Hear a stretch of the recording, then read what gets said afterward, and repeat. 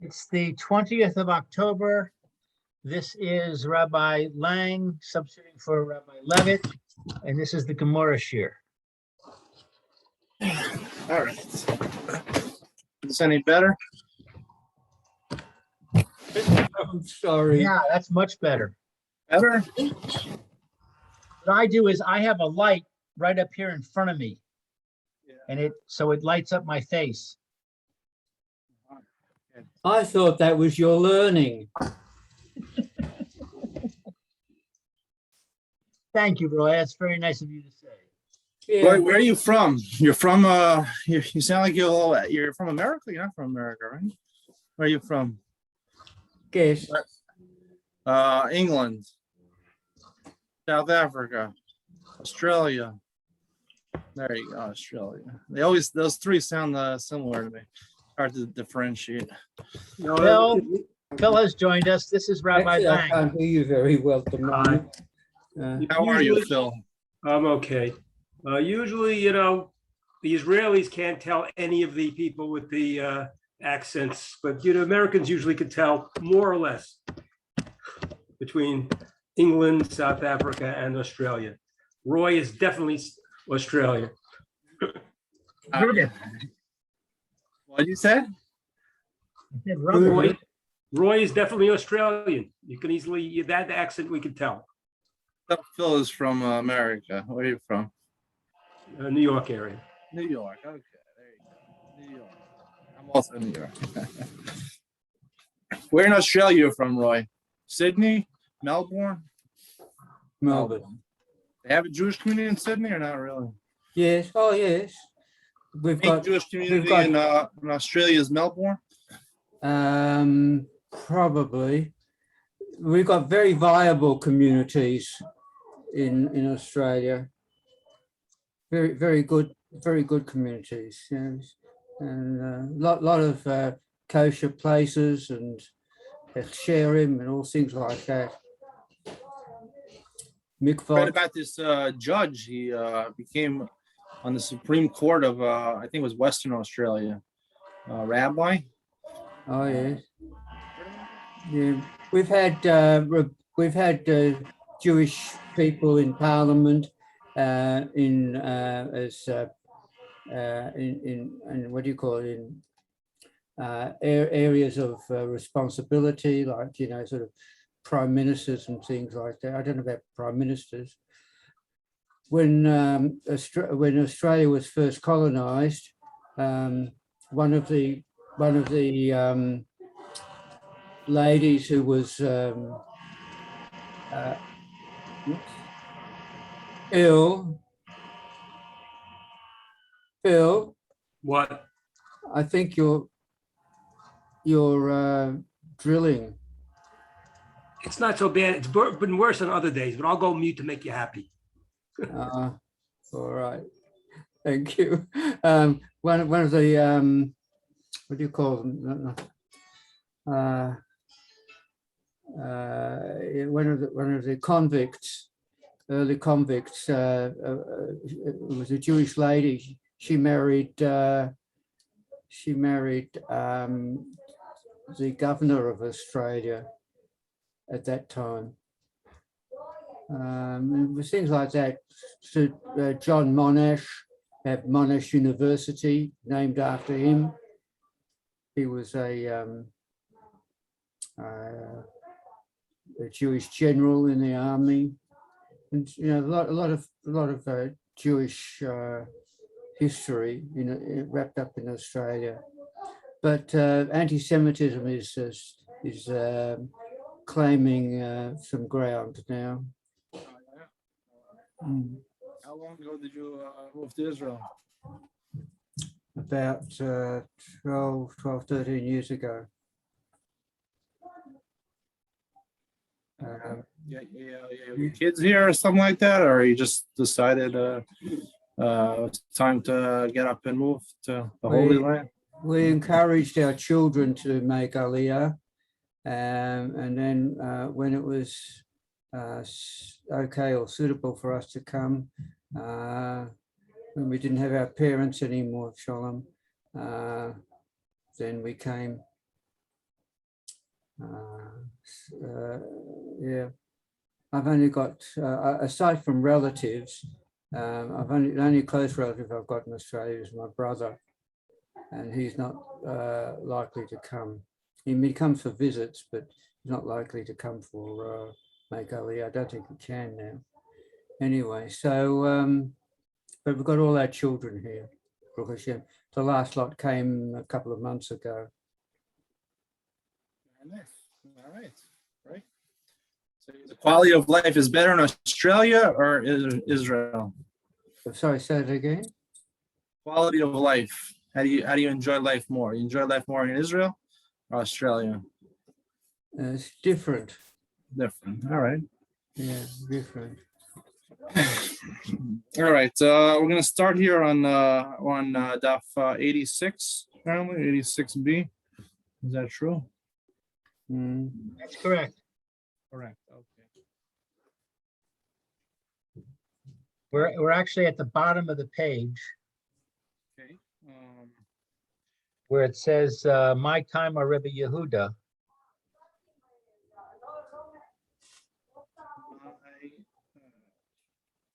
Rabbi, your voice is not coming through now. I'm not sure what happened. I didn't say. Oh, you can't hear me? Now I No. can. I didn't say anything. No, I'm trying to look for the place. Where is The it? fifth line from the bottom, Rameir Kasav Rahmana. Is that what you're referring to?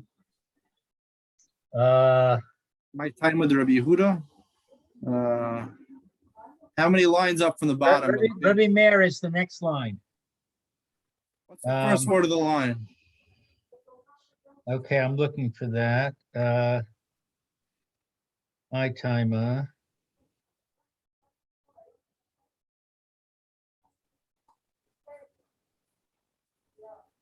See, we're looking at the art scroll. You got the art scroll. All right. Yeah. All right. All right.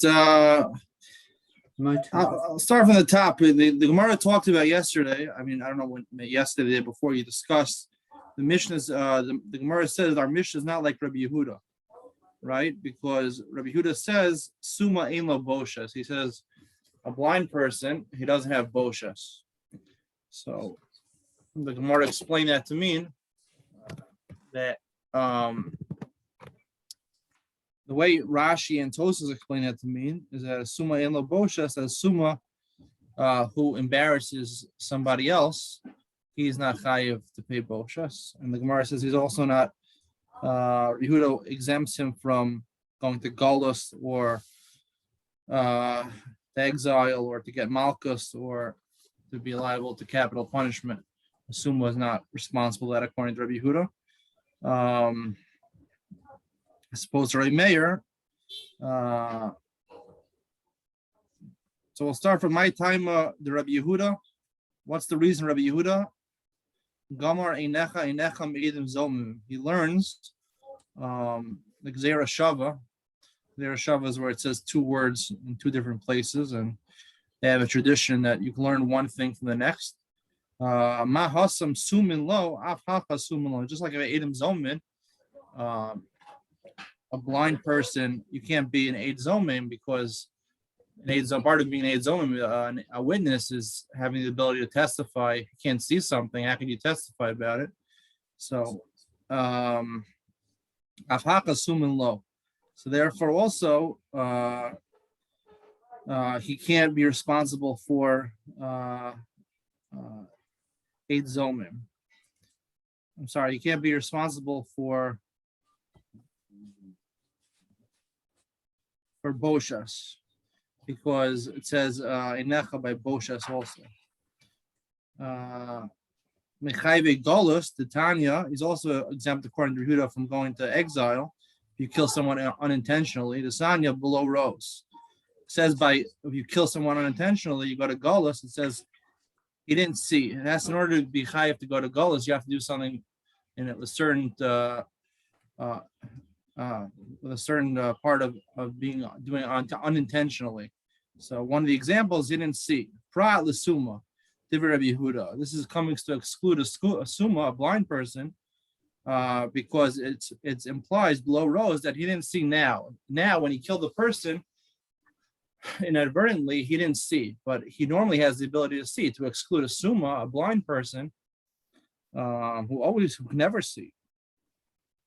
Divrei Rabbi Yehuda, Rabbi Meir argues on Rabbi Yehuda when it comes to the gullus, the exile. Omer l'rabos is a summa. He says it comes, below rose comes to include a summa that he could get gullus, could get exile. My time with Rabbi Yehuda. What's the reason, Rabbi Yehuda? Amar l'chav asher yavo esreu v'yar lachto v'etzim. One of the psukim by gullus, it says he comes into the forest to chop a tree down. The Gemara Makos talks about he's felling a tree, he's cutting a tree down, and he doesn't realize that his friend is next to him or under the tree. The tree falls on him. So that's an inclusion, that pasuk. Ba'afilu summa. So it's an inclusion, but it's a general pasuk which seems to include everybody. So the pasuk seems to include even a blind person. Kazar Rahmana below rose l'mu'ute. So Rabbi Yehuda learns that the word low rose is a miyud, it's an exclusion. So it comes to exclude from the previous inclusion. We wanted to include him from the first pasuk. And now below rose, right, excludes a summa because he can never see at all. Rabbi Meir, Kasav Rahmana below rose, l'mute. One pasuk seems to imply that he's excluded. It says below rose, right? Like we explained before, below rose that he didn't see now, but he could normally see. So it would exclude a blind person who can never see. Because Rahmana b'vli das, the mu'ute. Also, there's another exclusion of a summa. It says that a person who goes into exile, he kills without knowledge. A summa, meaning he doesn't have knowledge now, but he could have knowledge in a different place. A summa, since he's blind, he lacks a certain amount of das, of knowledge. Because you have two exclusions, one following another, the purpose of the Torah when it writes two exclusions is to include. And therefore, I don't get that. What? I don't get that. This is a general concept in the Torah that ain't mir achar mir el rab. But if the No, Torah, that's not what I don't get. I don't get how I can say that a blind person has no das. A blind person has das. A blind person can be aware of something. what does article say? I don't have an article in front of me. How do they explain believe das? Without awareness, which also ostensibly comes to exclude. But I don't get that. I see, without seeing, I understand. Without seeing implies that he's a person who could see on another occasion. But without awareness, I don't see that there's a problem with that. A blind person can have awareness on another occasion. It doesn't. There's a footnote. Let me read the footnote. Yeah. Which number? This footnote 44, right? This phrase appears in the verse that precedes this one cited in the explanation of Rabbi Yehuda's opinion. The fuller quote is, "This is the law of the killer who will flee there and live. He who killed his fellow without awareness." The phrase "without awareness" implies that the killer normally has the capacity to anticipate the results of his action, but he committed this particular act without awareness. A blind person never has the ability to anticipate, since he cannot know the exact whereabouts of his fellow.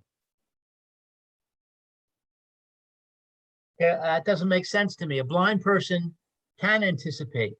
A blind person can hear. He can hear, oh, I hear that guy's over there. I'm going to throw a rock at him. Why can't he be aware in another case? I agree with you. It's a good question, and at the end of the shir, I'm going to offer you, like I said, I give a shir on Daf Yomi. I like to come up with novel explanations in the Gemorrah. So for most of the shir, we're going to stick with the standard explanation. But I'm going to give you at the end of the shir a novel explanation, which will answer your question. But just staying with what we're assuming right now with the art scroll is that just to answer your question, maybe he lacks a certain amount of awareness, complete awareness. So yeah, he might have limited awareness. Obviously, if you have the use of your sight and your hearing and your other senses, it's easier to anticipate where someone's going to be. It's more limited when you're, I wouldn't say it's considered bli das entirely, but there's maybe das is considered full awareness to anticipate something. If you lack sight, you don't have complete awareness. Maybe that's what the reference in the Torah is, bli das. What do you think about that? On the other hand, a sighted person, unless he is deliberately looking for the person to kill the person, he can have lack of awareness. The person, we said that, he could, we have this when he goes into the forest, and the handle flies off the axe head flies off and kills somebody. There was no awareness there. capable of full awareness. I mean, he's capable. Capable doesn't mean he had it. Well, that's integral to Chayav Golos, is that you don't have at that point, you don't have knowledge, because it has to be b'shogeg, it has to be unintentionally. The reference in the Gemorrah, the exclusion is that even though now you don't have, which is what makes it not capital punishment in Golos, shogeg, is because you don't have now, but you do have the capability of having full das, which the Torah writes in order to exclude someone like a summa, a blind person who doesn't have that full capability ever. Yeah, I still agree with Lou that a blind person can have awareness of where somebody is, especially if he's looking for that person, so to speak, looking. Not looking for him. He's going to the forest. He's chopping a tree down. Yeah, his friends happen to be in the forest. He doesn't. No. The point is, the footnote says he never can have awareness. So what we're saying is, Okay, so this is what the art scroll says. I hear.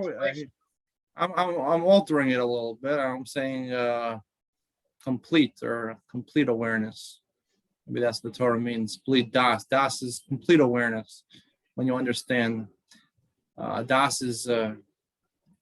This is an explanation I've heard from some of my rebbeim, where they say das is, complete behirus. Behirus. One of my rebbeim said it's considered complete clarity, and das, das knowledge is not just a little knowledge. Having complete knowledge and understanding of situation. If you're lacking one of your faculties, maybe it's diminished a little bit.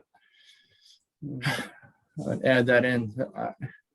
I also use art scroll. I prepared Daf Yomi Shir, and I use it to help, which is supposed to be a elucidation. It's supposed to help you, but I don't always choose the art scroll's explanation. But you're right; it is a good question. It is a good question, but I think you have to say something like that to answer the question.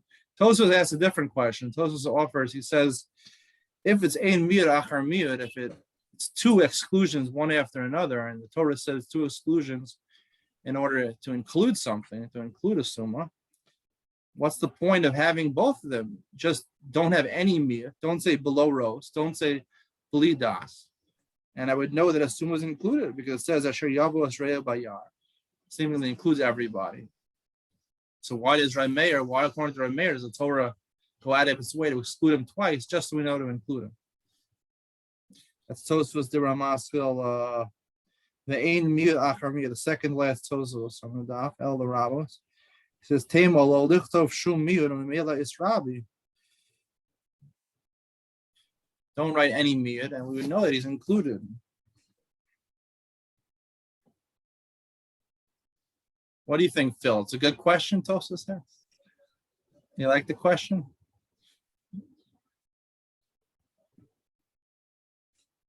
Phil, you're muted. Oh, Phil. Phil. You have Noise. It's surprising. Don't write miyud after miyud. Maybe it should be an inclusion, an extra.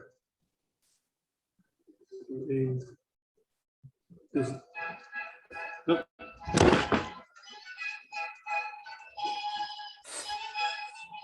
Gotta turn that off. Okay, I don't know. Always go either way. Miyud after miyud or rabba after rabba. Right. That's the same question when the Torah says a reboy twice, then it's coming lamai, it's coming to exclude. Why bother saying it twice? Just exclude it once. He doesn't give an answer. We discussed this Tosos. yesterday. What? We discussed this yesterday. Oh, okay. I'm sorry. I didn't realize. And the Rabbi Levitt said to us that it's like an override. If you had another source that indicated that it should be included, and then you have this miyud achar miyut, that would take precedence and it would overpower the other source. Have another source. I mean, is there a different place where it has to override something? I mean, Well, he didn't say that there was such a thing. He just said this is the reason why you have the principle of miyud achar miyut is in order to you have a mechanism to override.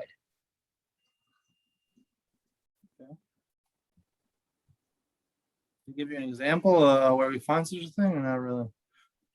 I don't remember an example. Did he give an example? No, didn't. Don't think so. No. All right. So basically, I've done everything that you've done already. Let's go on, I guess. Rameir Kasser Rachmana below Rose the Mu'ute. Right. Having Mirachmina and Mirachmina al Rabos. Rabbi Yehuda, the third line from the bottom. Hahu b'bli das. What does he do with the second miyut b'bli das? Why doesn't he learn also in mirach or miyut el Rabos? He says, prat lemiskavin. It's coming to exclude someone when kills intentionally. Who the asa? Chayve mises based in Asya Rotseach Michayve dollars. The fact that Rabbi Yehuda excludes a summa from liability for killing somebody intentionally, it's Gzeira Shava. We learn it says the word Rotseach. It says a murderer by Chayve misos when you kill someone intentionally, and it says Rotseach by Galus where you kill unintentionally. So therefore, just like we learned before that by Galus, we learned Rabbi Yehuda learns that a summa is exempt. So too, if he kills someone intentionally, he's also exempt. Malkios, Asya, Russia, Michayve Mises based in. And where does he know that your summa is not held responsible if he violates something which would make him punishable with lashes? He learns Gzeira Shava, Russia. It says the word Russia by Malchus, and it says the word Russia by Mises Based. And we just learned Mises Based, and from Golios, we learned that you're exempt. So therefore, also from Chive Malchios and getting whipped, he's also exempt. Tanya Ida, we learned a different brisa. Yehuda Omer, Summa ein lo bosha. Summa, like I said before, has no embarrassment. V'chein haya Yehuda Potro on the top of Pei Zayin and Aleph. V'chein haya Yehuda Potro, we call dinim shebetorah. Rabbi Yehuda would exempt a summa from all punishments in the Torah. My time of the Rabbi Yehuda. What's the reason, Rabbi Yehuda? This is adding to what we said before. The previous brisa only mentioned certain types of punishments. There's other types of punishments the Torah has. For example, karbanos, if you do something, let's say you violate Shabbos, Shogeg, let's say you're chayav to bring a korban chatas, he would exempt them also. There's also a din. My time of the Yehuda Amar Krav Vishavto Eida Ben Hamakel Ben Agol Adam Al Mishpatim Ha'ela. The pasuk in Bamidbar says that the Ada, the Sanhedrin, will judge him between someone who hits or between someone, the Makeh, someone who hits somebody else, or a Goal Adam, al Mishpatim Ha'ela. And includes the word Mishpatim Ha'ela. Mishpatim is a general reference to any din, any punishment. Kol she'yeshno b'mako b'Goal Adam, yeshno b'mishpatim. Kol she'eno b'mako b'Goal Adam, eno b'mishpatim. Someone who is not b'makeh, makeh is a reference to, Rashi says, Sumaha fiktem din Mrs. Bastin says he's not liable to get punished. Makeh, I would have assumed makeh means malchus, like the Gemorrah said, but Rashi says it's referring to getting capital punishment, Mrs. Bastin. When Goal Adam was a reference to Golus. So just like he's exempt from Golus, he's exempt from all mishpatim, all judgments in the Torah. And since the Sum is not part of Makah and Goal Adam, he's also not included in any dinim in the Torah. Tanya Idach, another bright. So Rabbi Yehuda Omer Summa Ein Lo Boshas. Again, repeating the same thing. Rabbi Yehuda holds a blind person is not held responsible for embarrassing someone. He is exempt from all the mitzvahs in the Torah. This is a new chiddush, a third chiddush that we're saying in Rabbi Yehuda. Not only is he exempt from punishment, he also is not obligated to do the mitzvahs in the Torah. He's not obligated to blow shofar, the shofar. He's not obligated to make kiddush on Friday night. He's not obligated, and Tosos gets into what mitzvos is he really pater from all mitzvos. Even can violate Losa says also he can violate.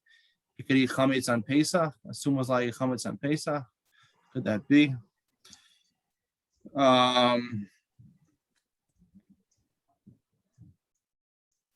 Let's continue for a second. I'm Shisha Braid Ravidi. My time with Rabbi Yehuda.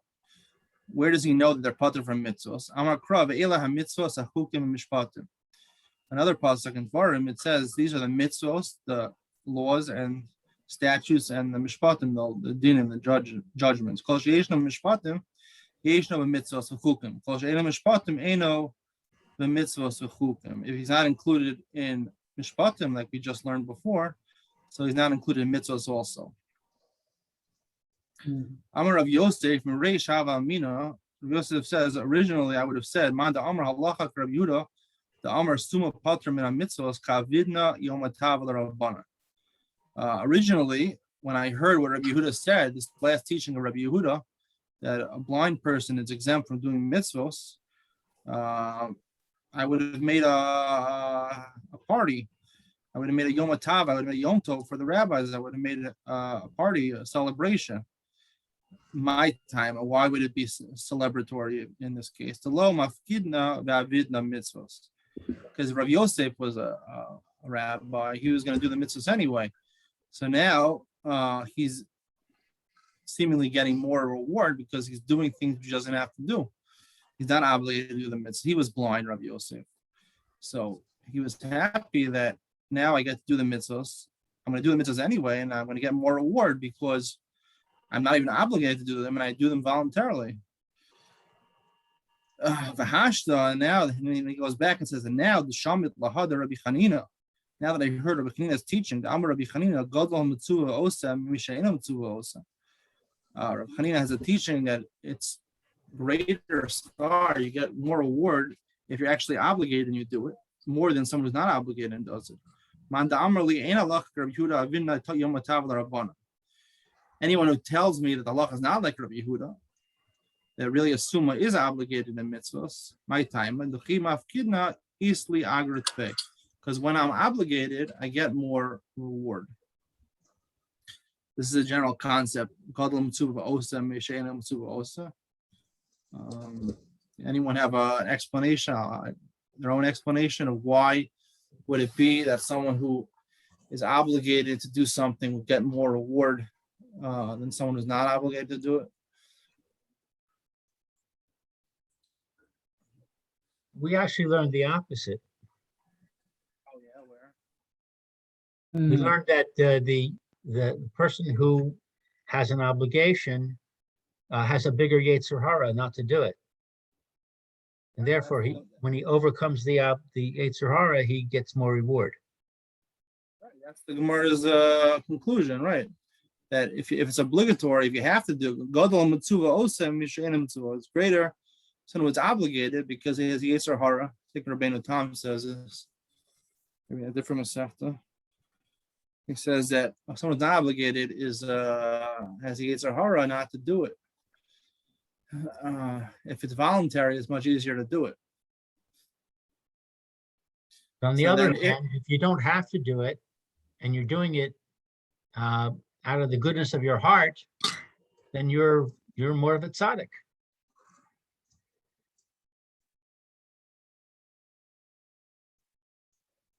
So why do you think that the Gemara seems to indicate that that's not true?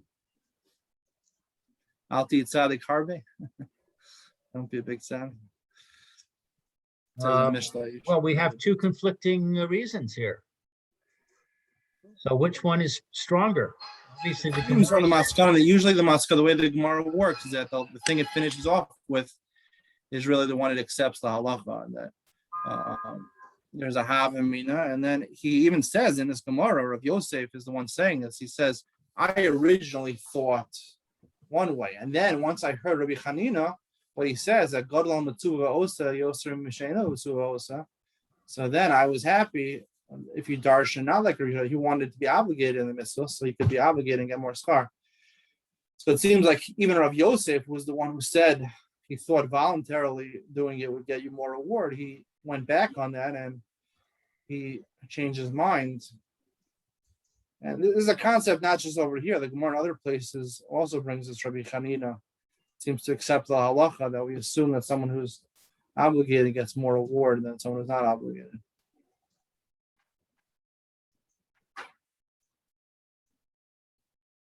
I have a different question. We know that if you're not obligated to do a mitzvah and you do a mitzvah, right? Why wouldn't that fall under the Isra in the Torah of Baal Tosef, of adding on to the Torah? because the fact that you're not obligated doesn't mean you're prohibited. The Torah says you shouldn't add on mitzvahs in the Torah. Mitzvahs is a notion of tzivoy, of commandment. Right, that means changing a commandment, like adding a fifth string to your talus. Obviously, we have gezeras all over the place that add things to the Torah, and they're not forbidden because they're not changing a mitzvah. They're adding a fence. They're adding a protection. Yeah, if something is not obligatory. Not a fence or an upset. That's talking about alosa, say when we want to stop you from doing an avera. So sometimes the Rabbanan will make a gzeira to prevent you from coming to the instance where you have to violate the avera. Here we're talking about a positive mitzvah, because as Tosas points out over here, I think his conclusion over here is the question in that though becomes not whether they can or can't do it, it's whether they get credit for doing the mitzvah. Because that's it. They're not prohibited from doing it. That's not a baltosi. The question is doing it. I'm not doing it. Is there any asking a advantage question. to doing it? Right. It seems from the Gemara that there's no problem. There's no problem from doing it. There is a Gemara in Eruvin which talks about women. This is a common question. Women, a lot of mitzvahs they don't have to do because it's called a mitzvah seishas man grama, right? There's a time-bound mitzvah. Women are exempt from that. Like let's say shofar, singing a sukkah. They're exempt from those mitzvahs. One of the example also is they bring a korban. One of the things you do when you bring a korban, certain korban is you do smicha. You put your hands on the animal and lean while you make your confession.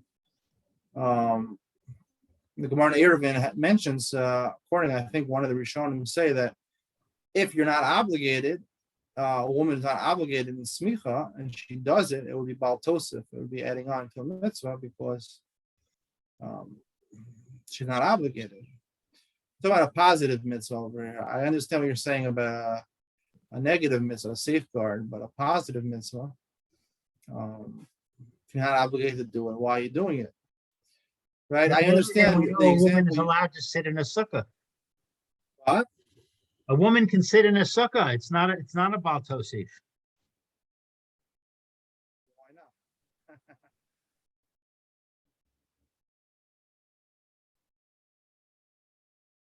For example, the Gemara said that if you sit in the sukkah on the 8th day, right, you only have to sit in the sukkah 7 days. On Shmini Atzeres, you're not supposed to sit in a sukkah, right? If you sit in a sukkah on Shmini Atzeres, and you have kavanah to do the mitzvah, right? The mitzvah of sukkah, I think the halacha, the Mishnah Berurah says you violate Baal Tosef. You do violate Baal Tosef for that. That's why a lot of people they'll take away certain parts of Sach, they'll invalidate the sukkah. Sometimes people have people that keep 2 days and 1 day. Keep 2 days, you have to sit in a sukkah on Shmini Atzeres because it might be the 7th day. So people make part of the sukkah kosher and part of the sukkah not kosher. Yeah, you see that there's a concept that you can be Baal Tosef. So why is it not Baal Tosef? It's not. Yeah. There's a difference between not being allowed to and that you shouldn't, and having the option. What grants you the option? If the Torah says Baal Tosef, a simple explanation Baal Tosef is don't add on to the Torah, meaning if you're not obligated to something, don't do extra things. If you're not obligated, you're treating it as a seed boy. So then why shouldn't it be Baal Tosef?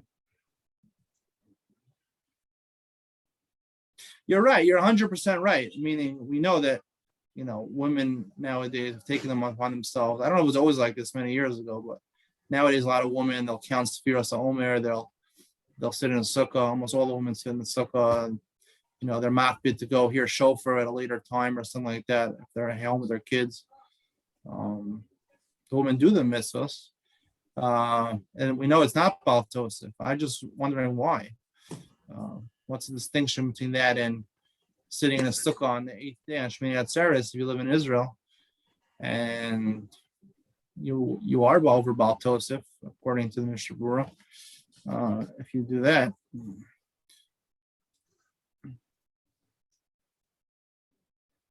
Yeah, I don't know. That's what I don't understand. I don't understand why that's considered to be Baal Tosef. I heard the explanation when you said before about adding on a 5th tzitzis or adding on a 5th parsha and tefillin. I believe that is I think Tosos and Rosh Hashanah talks about that as being the parameters for Baal Tosef. It has to be something in the chefsa to get in the object. You have to add something in an object. So adding on doing something where you're not adding on to the object, that wouldn't be Baal Tosef. But the Mishnah Berurah doesn't agree with that. He holds even sitting in a sukkah on the 8th day would be Baal Tosef. So But what does he say about a woman sitting in a sukkah? it's okay, and he says that they can even make a bracha. So Machlokas Rishonim, whether you're allowed to make a bracha, a woman, is she allowed to make a bracha on sitting in a sukkah, because part of the bracha is Asher Kiddushan Mitzvah V'Tzivanu, right? How could a woman, when she sits in a sukkah, say Leishay B'Sukkah? You're fading out. Yeah, your voice is coming in and out, Rabbi. You need to sit a little closer, I think. As close as possible. That's good. Yeah, Leishay B'Sukkah. How could she say Leishay B'Sukkah? She's not obligated to the mitzvah. So it sounds like it's a stira in the Mishnah Berurah.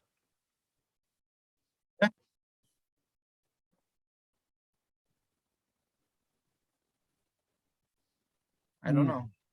I'll tell you the easy answer to give is that it's only if you sit in the sukkah on the 8th day, you only violate Baal Tosef if you have kavanah, you want to be yotzei the mitzvah. I think that the answer is that we assume when women sit in the sukkah during sukkah itself, even though they say a bracha, they don't intend, they know that they are not obligated to do it. They're just doing it voluntarily. If you would sit in a sukkah on the 8th day and you just wanted the shade or you wanted a nice place to eat, you're not doing it l'shem mitzvah. So it wouldn't be a problem. That'd be the simple answer. All right. Anyone want to say something about the Gemara? I don't know how this works. It's a discussion. It's teaching. I don't know what am I supposed to be doing. Well, usually we take turns reading. The Oh, rabbi sorry. doesn't read. And that slows it down a little bit, so we have a little bit more ability to digest it. Okay, I'm going a little too fast. I'll tell you, I give Daf Yomi's share. You're going I down learn a whole daf style. in 30 minutes. We do a whole daf. So Right. Oh, Here's this the- is not Daf Yomi. We do a DAF in 30 days. Yeah. you got to join my share, all of you. Come to my share. Come on. Forget about the daf in 30 days. A daf a day in 30 days, you make a siyum. You make a siyum. This winter, five months, you make 5 siyum. Anyway, I'm joking. Listen, everyone learn to their own pace. But I'm sorry I broke the rules over here. If you want, No, it's all right. No, well, we're having, I'm happy. We're having good discussions about it, and I'm understanding it. Mm. I want to just tell you before we go. I want to tell you this. Get back to the beginning where we're talking about Rabbi Yehuda holds ein lo boshet, summa ein lo boshet. If you were hearing those words, summa ein lo boshet, how would you translate those words? A blind person, ein lo boshet. How would you Not be translate? embarrassed. He doesn't Summa, suffer. right, exactly. Summa is not embarrassed, meaning not that when he embarrasses someone, he's exempt from embarrassing someone else. The simple explanation is summa ein lo boshet. Summa does not get embarrassed. Why doesn't a summa get embarrassed? If you slap a blind person in the face or you spit at him, why is he not embarrassed? I think he would be embarrassed. He would be embarrassed, but not as if you do it to someone who's sleeping or you do it to someone who's naked. The Mishnah says. But to somebody who's sleeping, he doesn't know what happened, so he's not embarrassed because he doesn't know. Somebody who's naked, I think the Art Scroll commentary says that he's already in an embarrassing position and he's not embarrassed. So we assume he wouldn't be embarrassed by anything else. I would say that summa also. I would translate it literally as summa ein lo boshet. The Gemara says in a couple of places that one of the people that's considered like a dead person. There's 4 people the Gemara enumerates as considered dead. The Gemara says chashav kames. The Gemara says summa misha ein lo banim. He doesn't have children. He's he's in jail, and the other one was Poverty. what is it? Poverty, right? Poverty. Poverty, exactly. He's considered a dead person. So if you don't see and someone spits at you in the face, you might feel that you're spit in the face. You might other people be around, but I think a big part of being embarrassed is seeing other people looking at you in a negative way or a way that I think that sounds more of a proof situation than a physical thing. The fact is, the sumo will not be happy that he had somebody spit in his face. It's just that the sumo person can't identify the person who spit in his face. So therefore, he has no claim because he can't make a physical claim against somebody else because he didn't see who did it. But that doesn't mean he really didn't personally suffer the embarrassment of that being done.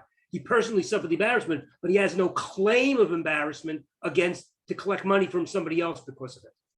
Why doesn't he have a claim? If he has witnesses that saw the person embarrassed that can see, he can bring those witnesses to base, and the witness will say, "This guy." He doesn't know who the witnesses are. He doesn't know. Other people have to tell him all along because he can't identify the witnesses. I'm going to call these witnesses to come. I don't know who the witnesses are. Yeah, but you can talk to people. I just got spit in the face. Hey, my friends over here, Bob and Jim. That whole question of talking is another issue. Is about why a cherish can't do it. There's all these questions about legal technicality, shall we call it? You're off the hook for it because of a legal technicality, more so than you really shouldn't. Yes, it shouldn't be. B'midas shemayim, b'dinat shemayim, it should be something, but b'dinat beit adam, beit din, it's not quite the same. I really think it is possible halakhically. I mean, halakha l'maisa, if people have seen it, and they, even if you don't get them, they want to help this person out. They go to court, they testify, and they saw it. Then They get embarrassed as well. Huh? They also get embarrassed. You The never witnesses are embarrassed. Why are they embarrassed? You get embarrassed if you're in a situation where someone else is embarrassed. You feel for them. Yeah.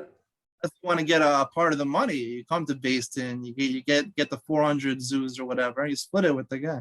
I'm joking. Think about the seeing factor in Adim Zomerman, where different witnesses on different windows are looking on, and if one group sees the other group, do they join together? You can't have those issues if nobody can see. But if people can't see. People can see. I'm saying you could have. Adam Zolman is something else. I mean, Adam Zolman is talking about the Adam didn't see each other. They didn't see each other. They can't form a group of testimony because Right. to Adam for a group. Somebody else could told them. Somebody else could say you were with me around there or nearby. But that other Adam can't. You can't have secondhand testimony on that.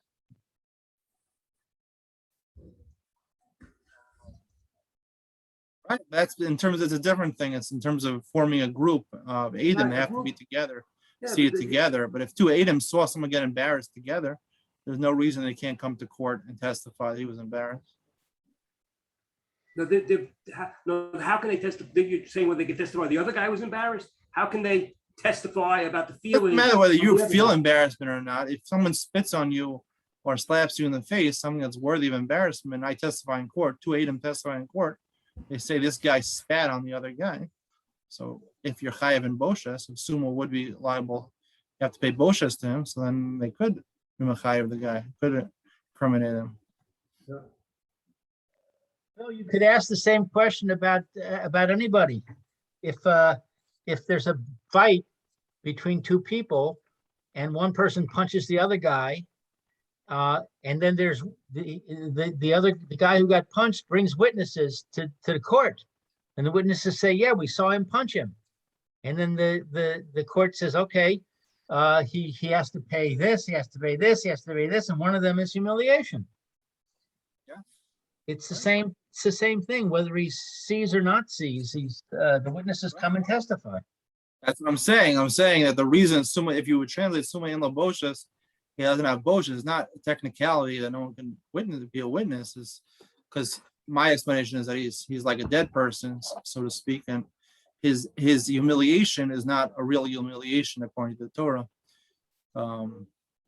It would make more sense in the Mishnah because the Mishnah says Mavayish Sa'or Mavayish Summa Chayev, and Rabbi Yehuda says Summa in la bosha. Seemingly he's going on the Mishnah.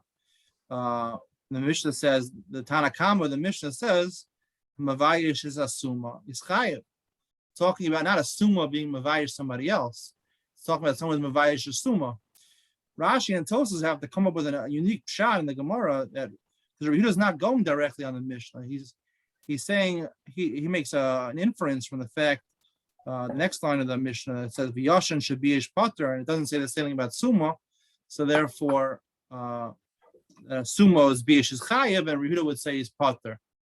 Not something which is inferred from the Mishnah, but the Gemara says the Gemara seems to be on my sis in the local Rabbi Yehuda seems to be going directly on the Mishnah. It's a lot easier to read that. First of all, because the word summa in la boshas really sounds like a summa can't be embarrassed. That's the literal translation of it. And second of all, it's a lot more mistabra from the lashon in the Mishnah. Where it's coming from the Mishnah. What's mistabra mean?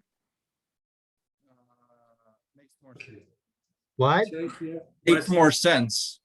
Ah. Okay, it's late now. Take care. Be well. Anyway, thank you. It was enjoyable to learn with all of you today. Thank you, Rabbi. See you tomorrow, same time, same place. Okay, have a good day. Can't hear you. Have a good day, all of you. Okay, thank Be well. See you. Bye for now. Thank you.